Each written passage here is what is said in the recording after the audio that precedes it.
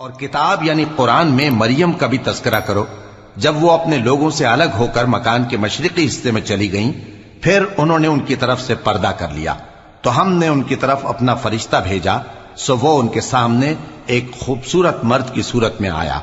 مریم بولی کہ اگر تم پرہیزگار ہو تو میں تم سے بچنے کے لیے رحمان کی پناہ لیتی ہوں۔ فرشتے نے کہا کہ میں تو تمہارے پروردگار کا بھیجا ہوا یعنی فرشتہ ہوں، اور اس لیے آیا ہوں کہ تمہیں پاکیزہ لڑکا بخشوں۔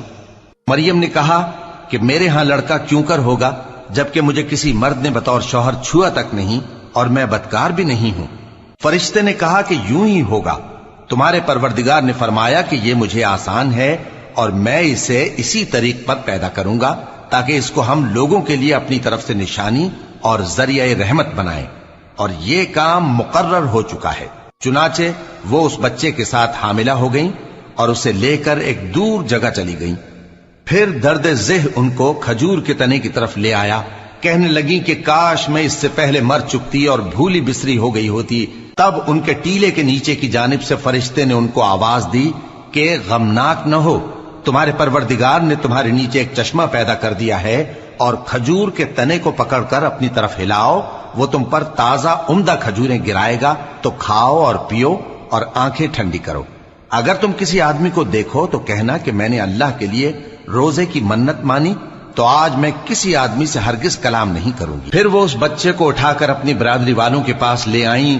وہ کہنے لگے کہ مریم یہ تو نے برا کام کیا، اے ہارون کی بہن، نہ تو تیرا باپ ہی برا آدمی تھا اور نہ تیری ماں ہی بدکار تھی۔ تو مریم نے اس بچے کی طرف اشارہ کیا۔